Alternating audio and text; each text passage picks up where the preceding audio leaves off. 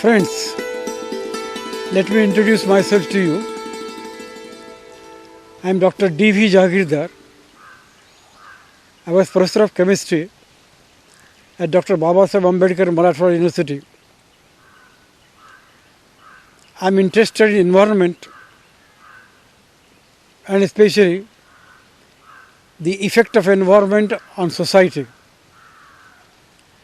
Already I had taught 6 lectures on various topics of this environment. Today I am going to speak on a very interesting topic which can be called the subtopic of environment. The title of this topic is biodiversity. Friends, all of us are interested in variety. Without variety there is no thrill of life and there is no enjoyment. There is a continuous change of seasons, summer, winter and rainy season. Then we have got hundreds and thousands of plants and birds. We have different colors. We want variety in food. We want variety in festivals. Monotonous life or monotonous nature is not a source of attraction for us. Let us imagine for a short time that we have got plants or we have got birds and they are of the same type. That means only dogs throughout the universe or only coconut trees throughout the universe. Under such circumstances, our life would have been miserable, drab and dull. This dullness of life has been completely eradicated or stopped by nature. Nature is very bountiful. It has got a large variety and this variety is amply seen in our flora, in animal world and in sea world. This particular abundance and variety has interested or attracted scientists, and that is why we are interested in biodiversity. The earth is existing since billions of years, and they say that the vegetable world or the animal world was precursor of human beings. The thick forest in the beginning, that is billions of years ago, and this forest was untouched, uninhabited, and that is why it was called a natural forest. The variety in the forest, the abundance of various trees in the forest, the coming of animals in the forest of various types, obviously led man, which is known as a prehistoric human being, to have a look for it. This particular abundance was utilized by human being for its survival in the form of food. The trees present there were full of fruits. These fruits were used by human beings as a food. Crops were grown. Once the crops were grown, the human beings started testing the crops. Just as we have got rice, wheat, jawar, cereals, all these were tested. And then the man went in search of the best. That means he wanted a better quality. And this better quality led to what is called research. So research in all these branches, animals, trees, whatever is present underwater, have led to a great understanding of nature. And believe me, nature is very bountiful. Nature changes its colors every now and then. So we admire rain, we admire rainbow because of its fine colors. This variety led man to study what is known as a very big topic, adversity. The adversity or biodiversity is from the very beginning we are doing, but the nomenclature is of recent origin.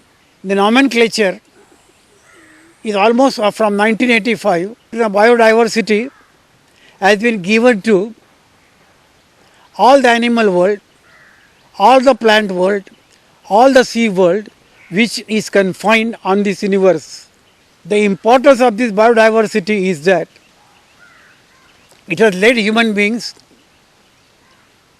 to get a variety of life and also the survival of life. The survival of life dependent on the food, the crops, the fruit, and therefore biodiversity of a great importance. So scientists started studying obviously under different branches. These particular different branches known as botany, zoology, biology, and now environmental science encompasses everything, and this particular is a study of worm, bacteria, insects, algae, crops, trees, fishes, and whatever is in nature in the form of water. All the biodiversity that nature exhibits is important to us in this particular form. That is why it is our duty to preserve this biodiversity or to preserve the gift given to us by nature. The natural gift is to be preserved by understanding it. And when human beings started understanding it, he started modifying it. First, all the crops and the fruits were modified for agricultural use. We have got variety of crops, modified variety of crops, and this has taken now a form of a new branch coming up that is called bioengineering. In bioengineering or biotechnology, we are producing different types of crops, different types of vegetables, different types of plants which are suitable for us. All this is possible by specialists in all these branches, and this particular special research was done by advanced instrumentation. The instrumentation, the computer technology has taken a great part in understanding this. Believe me, the number of species present is so large that they say we have got almost 70 million to 1 crore species present on this earth. The earth, therefore, is a vast storehouse of these biodiverse plants and animals, and each has to be studied very carefully. So we study them individually for our agricultural use, for our industrial use, and for our biotechnology. The utility of our study will be definitely beneficial to the human beings. So let us try to understand it one by one from a scientific approach. The first type of biodiversity is called gene biodiversity. The second is called species diversity, and the third is called ecosystem diversity. The gene diversity is the variety exhibited by genes. Genes are the fundamental of human beings, or all animals, or all plants.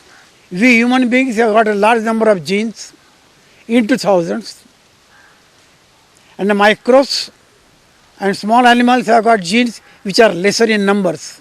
The gene technology has been advanced by a very powerful and advanced research done by Watson and Crick, who have given us the very fundamental molecule known as DNA, deoxyribonucleic acid.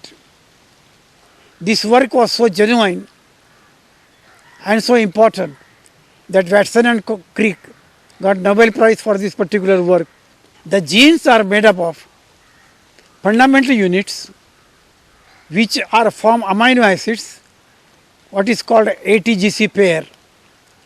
The 4 amino acids are bound together in a helical coil, and this is called helix genes. Every gene has got a characteristic property, and every gene is different. The difference in genes therefore is responsible for the variety in all of us. What we know is a very simple thing, that let us take even a simple human being. The various constituents or components in our body are different or diverse. What about head? Head is different than fingers. Head is different than hands. Head is different than feet. And feet are different in hands. Each have got independent genes, and these genes work under the guidance of stem cell genes. What is known is that when an infant is born, in his bone marrow, we have got all the genes which control and modify themselves to form various parts. The genes of hands are different than the genes of eyes or genes for nose. What we say is that this is called self genes. Then if you take individuals, a person is different than a B person.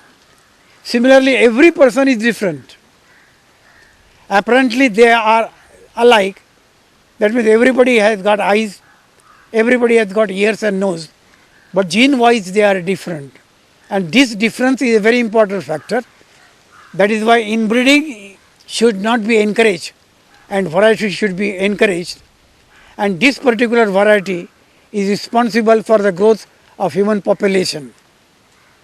Every human being has a different approach, different mechanism to think, different emotions, and this particular is responsible by the genes which give all these properties. Then we have got variety in species. The variety in species means animals are different, the plants are different, and human beings are different. The difference in species gives us an understanding that the genes present in every variety is different. The gene research therefore is of utmost importance, and it is taking and progressing very fast, so that we shall be understanding the significance of genes. The gene technology has modified so much that we have got a procedure or a large scale project known as gene mapping. The gene mapping phenomena was to understand the genes of every individual or to understand the overall maps of genes. This will give a clue for the working of every gene, and if you know the working of every gene, then you can understand the formation of diseases amongst us.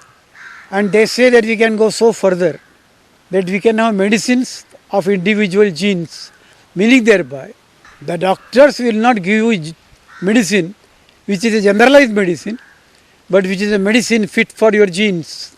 The significance of genes or every individual species is so large. Actually, they say that 99% genes are almost identical of a human being, but only 1% is different, and that 1% makes a lot of difference.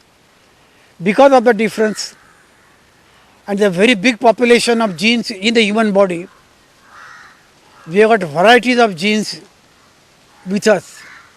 This is called the species genes. And the third part is what is called ecosystem variety. Now ecosystem variety is a very interesting thing, and it has to look for a broad outlook. Let us take the whole universe, the vegetables and the plants that are grown up in Arctic and Antarctic region are entirely different than ours. The vegetable and products grown in Europe or cold countries are entirely different than the warm countries. This particular difference in ecosystem is responsible for the tremendous variety in the world. Now the question will arise in your mind, why this particular diversity? Why this particular variety? This particular variety is because of the fact that in addition to the genes, some abiotic phenomena also works in the progress of animals and plants and human beings. And the abiotic phenomena is the atmosphere, the wind, rainy season, and the presence of or the location of that particular earth piece on the equator or from the equator in the lateral and axial forms. Meaning thereby, our location on this earth also is very important, because the weather and climate of that particular location will modify the ecosystem in that variety. Where the variation in ecosystem is not country wise, it is district wise also, it is taluka wise also. And our last lecture, if I remember right, I had already spoken for that. And in that particular lecture, I told that even if you go in Maharashtra, the vegetation that you see in Vidarbha region, in Marathwada region, in Konkan side, or in Western Ghats are entirely different. This particular is the speciality of that particular locality, and this locality speciality is the cause of its importance. Meaning thereby, we have got rice in abundance growth in Konkan side. We have got abundance growth of jawar in Vidarbha. The question is that why this particular abundance growth of jawar only in Vidarbha and rice abundant growth only in Konkan? This is because in addition to the genes of rice, the earth, the climate and the rains are also responsible for the growth of these rice and the crops. Even the animals that we grow or the animals we have got actually in nature in these particular regions are also different. The variety of animals, crops and plants is so different that we always feel that when we go from one region to the other region, we feel that we have gone to a different region. When a person travels or when a person is transferred from one region to the other, he always says that I am finding a complete change in my environment. Obviously, our food habits have been completely modified because of this, and that is why we are either very good in wheat eating or we like rice better than wheats. Believe me, India is very lucky because we have got a great variety or great biodiversity. In biodiversity maps, India stands 15th in the world. This biodiversity in India means that we have got hundreds of crops, hundreds of plants, hundreds of reptiles, microbes and all that. This particular diversity brings a social change. It has got aesthetic value, it has got social value, it has got economic value. What is the social value? The social value is that it creates a different type of culture, it creates a different type of society. And what is the cultural value or what is called aesthetic value? The aesthetic value means we get good understanding or beauty from this nature. The natural beauty that we are seeing makes life very enjoyable. Let us imagine we have got to rose garden or we have got to daffodil garden or orchid garden. In all these gardens we feel very pleasant when we see birds of different colors. Then we feel very pleasant. Our mind gets exalted. It is therefore a fashion nowadays in Europe and especially in America after lunch or early in the morning to watch the biodiversified nature. And there is a very new team that is coming up. These are called bird watchers. And bird watchers are of different types. They go to the lakes, the ponds, and just watch the new birds or the new entries. This watching is very important because it gives pleasure to the eyes, it gives pleasure to the human emotions. Similarly, watching the vegetable plants, watching various type of trees itself is very enjoyable phenomena. Students who have opted for botany know very well that we go for botanical trips. Botanical trips are just to watch the trees. And when you watch the tree, find the intricacies of a tree. And watch the tree again and again. And find out how the intricacy is changing. You really enjoy, because this will be a part of the study that you will be making of an individual tree. What I would appeal to you is that each student from your class should select one tree and watch it every week for 1 full year and find out what is the reference that he is getting, and from this reference, what is the outcome of his findings will be a very interesting type of study. Now all these types of study in a biodiversity therefore is important for society, for agriculture, for industry. Agriculture already we have seen. Let us try to go for some industry. A very new industry, it is not very new in the sense, but it is quite modern, of last 25 years or 50, or around 30 years.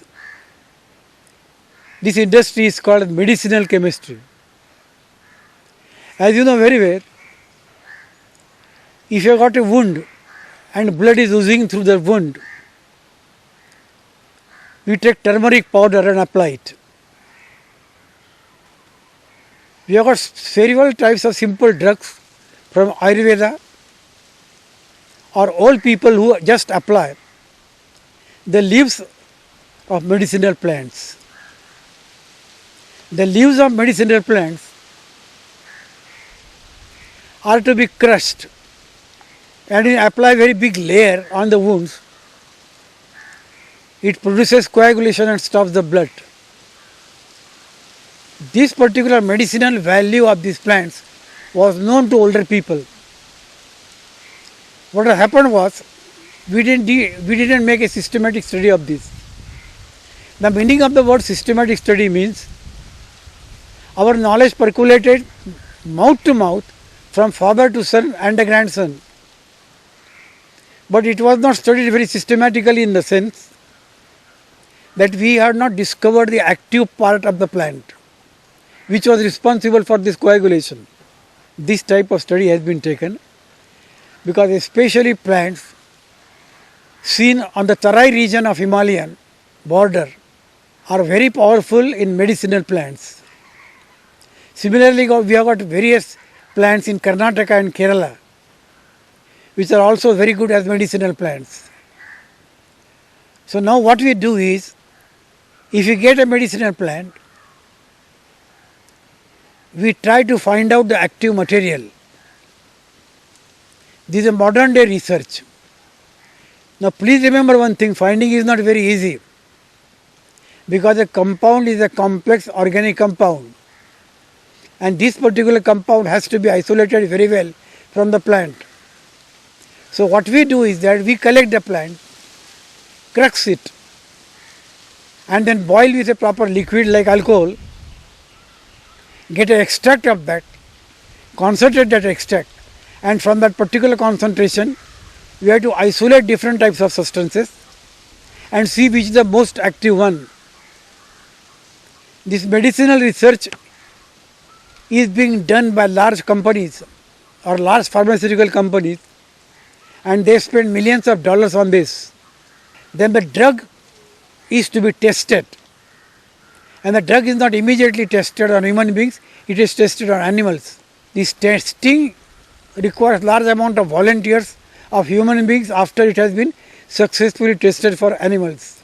When you say that the drug is good, it is affecting the individual powerfully, and most important, it is not harmful or poisonous, then you have to bring and manufacture the drug. For that you have to take permission of the Food and Drug Control Board of Government of India. Particular things. Once it is done, you believe me, to manufacture a drug, from getting it from the plant and bringing it in active form, normally takes 7 to 10 years. That is why drug research is very distinct very advanced but very difficult. And when you take a drug, the next point that you can take a patent, that when a company takes a patent of the drug, so that it can only sell that under its own name. So if the drug is very powerful, then automatically it is sold throughout the universe, and you know how many countries are there with us. So the company gets large amount of profit if you sell the drug for 10 or more years. The drug research is a very important one, and let us see a very simple catalogue of a drug which has been very helpful to us for the health of human beings. And if you look at the progress of these drugs, one can definitely say that the health of human beings and the general health of all of us have been definitely better than our fathers and forefathers because of these drugs. All the drugs actually which can be obtained or which are obtained from the plant world. Atropine was obtained from belladonna and it stops intestinal pain. Caffeine was obtained from, which is used for tea and in coffee. It is used as a stimulant. Camphor is used for local blood pressure. Morphine is used as analgesic. It is from opium trees. L-dopa is used for Parkinson's disease. Parkinson's disease, Alzheimer's diseases are very dreadful diseases, especially for old people. If a drug is available, then it will be great boon to them, because in Parkinson's diseases, one loses control on his fingers, and in Alzheimer's disease one loses control on its memory. So you do not remember things. And if you do not remember things, automatically your life becomes miserable. Then you have got a very powerful drug, penicillin. Penicillin was discovered by Alexander Fleming, and the discovery was so important that immediately after the discovery of penicillin, it was adopted in the form of an injection for soldiers wounded in the First World War. So all the soldiers were treated like that. Their wound was immediately modified, filled in. This has been a great boon to the soldiers and to the whole country as such. Then you have got Rasparin, Taxol, and the last is vinblastine. This vinblastine is a recent drug which have been obtained again from plants, and it is an anti-cancer drug. So drug research is a great topic, you can say, and there are various projects on this drug research, because ultimately the aim of science is to make man's life healthy and painless. So the drugs that we are manufacturing from the plant world will make our life very happy. Now already I had told you that India is very lucky that it has got almost 1.8 million species. Now this is a very huge number, and India ranks 15th in the whole world in this. Some of the vegetables or trees with us are so rare that they are only found, or they are obtained only in this country. This particular facility of availability only in a limited region is known as a hotspot. And India has got hotspots for so many plants. The only countries which have got or which are parallel to India in the biodiversity is Brazil, Singapore, and some small countries in Southeast Asia. But the funny thing is that whatever the plants found in Brazil are not obtained in India. That is why these particular plants are entirely different. The question that will arise in your mind is that what is the cause of this difference? The cause is very, very simple. For that you have to go to geography and geology. In the prehistoric days, when the earth was getting formed, the whole Brazilian side or Africa, Asia and Australia were one continent or what is called one land mass. This particular land mass was known as Gondwana. The land mass was very near to equator, and Himalayas was yet to form. So all the plants, vegetables actually from all regions got mixed up. Then there was an earthquake or a land change, and Africa, Asia and Australia got separated with the advantage to us that we have got several plants of Africa in India and several plants of Southeast Asia and Australia in India. That is why India has got a great diversity, and its biodiversity is a great boon to us. This biodiversity has led for advanced research to us, and we have to take utmost care to preserve this biodiversity. Because one thing you have to remember, the plant should not go extinct. If the plants and animals go extinct by the undoing part from the human beings, that means cutting off forest to start some industry in that particular region, and planting other trees actually will not suffice, because natural forest is entirely different than a planted forest. In a natural forest, you not only get wood, you get resin, you get medicinal plants, and you get several other things which are useful for the human beings. While in planted trees, you get only timber. So in order to have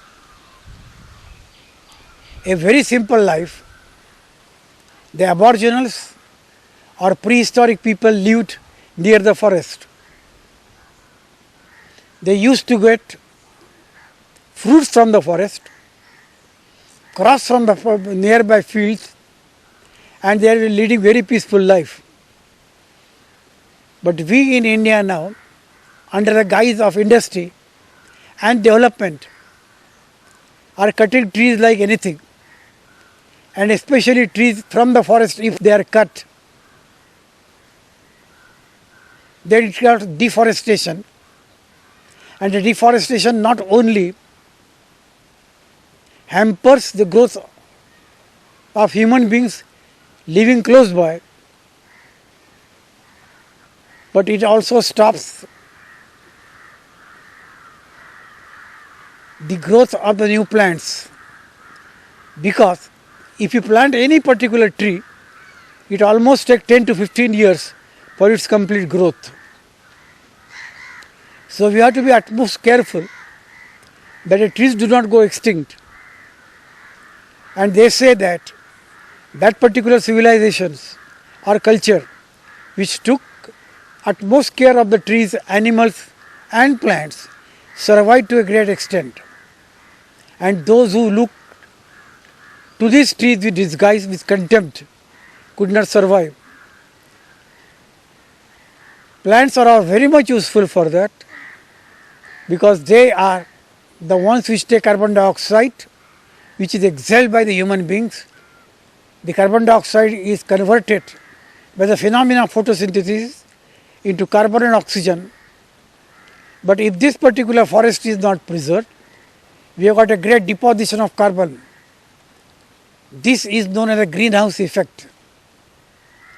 This deposition of carbon, and when you start industries very close to the forest, these industries through what is called toxic gases through their chimneys. These toxic gases, when they come under the rainfall, they form acid rain. The acid rain is very dreadful to the plants, and the plants cannot survive for a long time. The first thing that therefore we as a human being have to take into our account is we shall preserve forest, we shall respect the plants, and we shall modify the plants by a technique known as a biotechnology, so that we get better and better genes from them.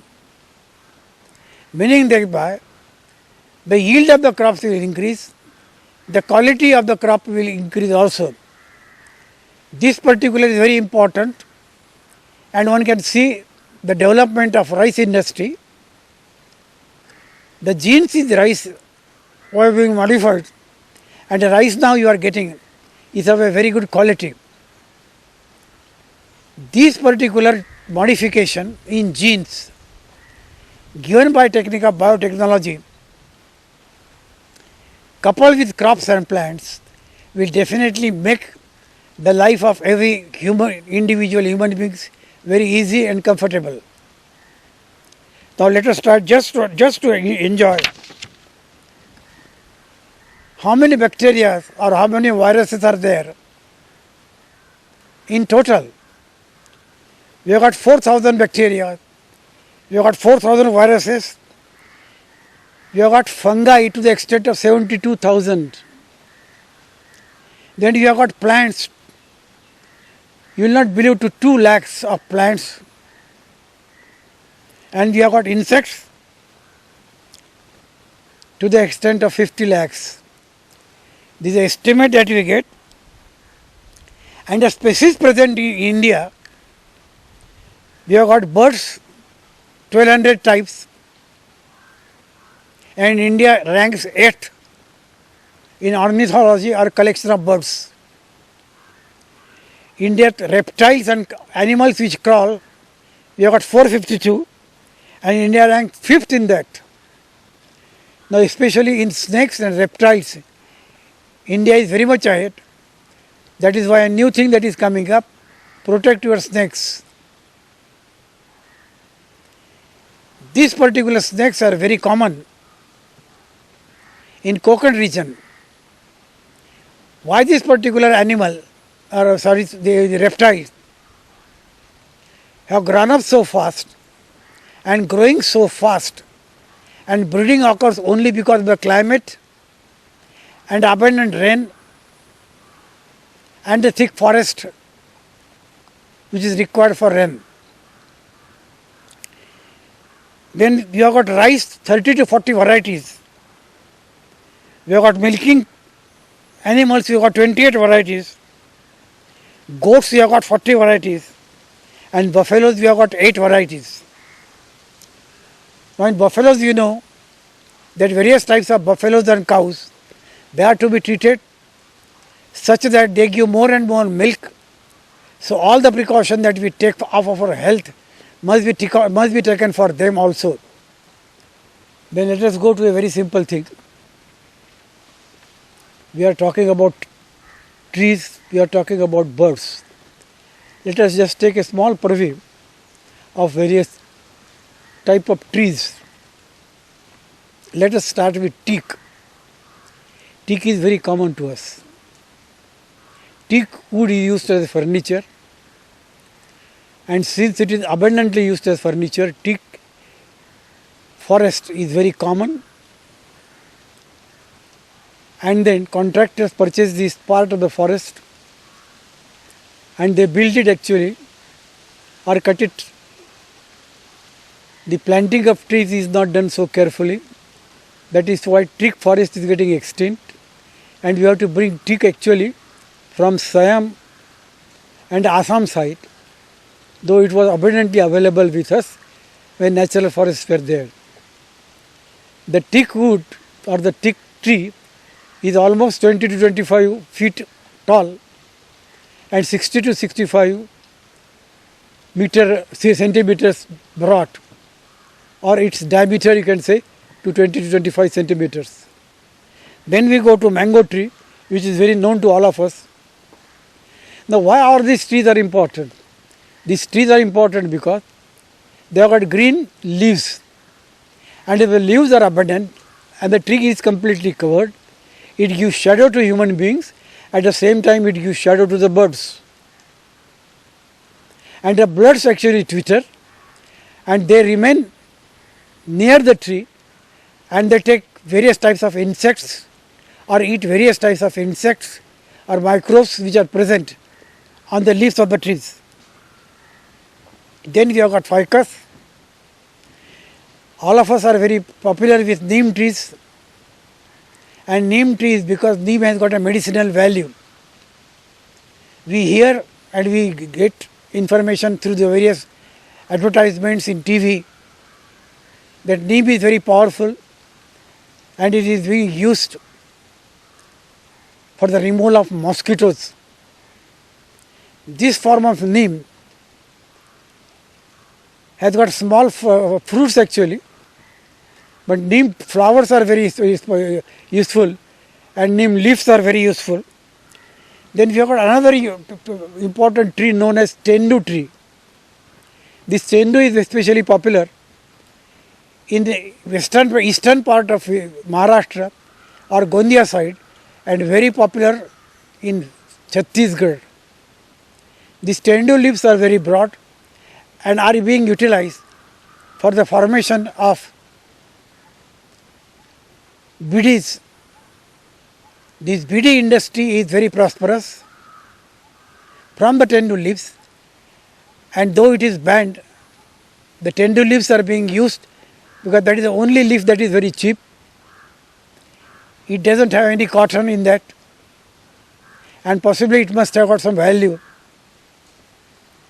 But nowadays government has completely stopped because in tendu leaves, in that particular market, children were used to collect these leaves, which are definitely harmful and were dangerous for the health. Then you have got jackfruit and avla.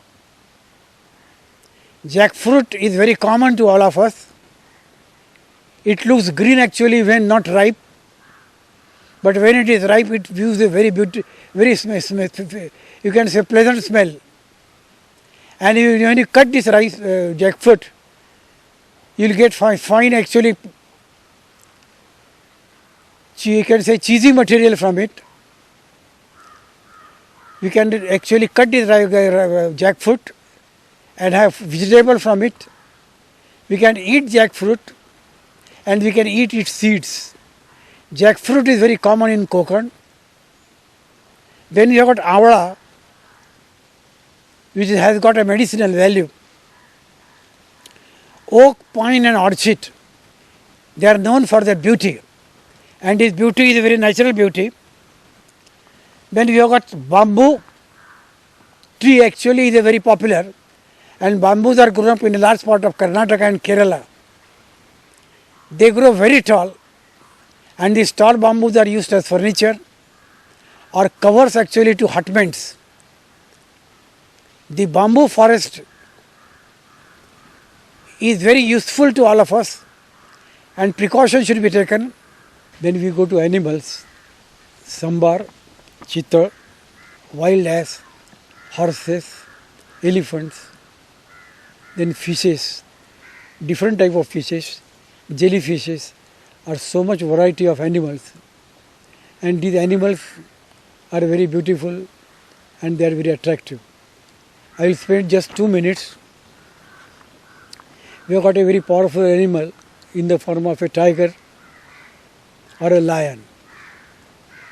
They should be preserved. The total number of tigers have been listed very recently, and last month there was a news that the total number of tigers in India is 2,633. We were deficient in tigers. The tigers are not to be fed only. We have to make an environment such that it is congenial to them. That means you have to see that preys are there, because tiger is a carnivorous animal. So we have to build up a canopy and a prey which are in the form of deer and other types of animals which they can eat. If they do not get the material that they can get, then the tigers definitely come out to the forest. And we nowadays hear number of times a tiger has entered in a village or a small locality or a small city also. And I come from a place, Thane, where after every 6 months or 1 year there is a news that a lion or a leopard has entered, not lion, a leopard has entered in the locality. This particular, they are helpless because they do not get food, and because they do not get food, they just enter in locality. What we have to remember one thing is that if you want to build up a very good society, there must be a collaboration, there must be a resonance between animals, birds, plants and human beings. Only human being has got intelligence, and this intelligence should be used to protect this. The protection of this will definitely make the life of human individual very peaceful, painless, and let us hope that our understanding of all this biodiverse material will grow very fast. And I will appeal to all students to study in detail the biodiverse material, but confine themselves to one type of bird or one type of species in the form of animal or plants, and get specialized in a span of 4 years which they spent in college. Thus, they can be expert in one thing, because I will quote from a very simple example or experience that I had got. In America, I had a friend who was doing research in chemistry, but his interest was red fish. So he was very good in collecting red fish, and he was collecting red fish and collecting all the information. He wanted to get PhD in chemistry, but he wanted to get expertise in red fish. This is the aim that we must cultivate with us, with our Indian students, so that we should not be only bookworm, we should be exposed to the outside world, and we should cultivate a hobby. So animal collection, plant collection, animal observation should be your hobby, and this particular hobby will be very important, because that will give you a pleasure throughout your life, especially elderly life when you become old. Thank you very much.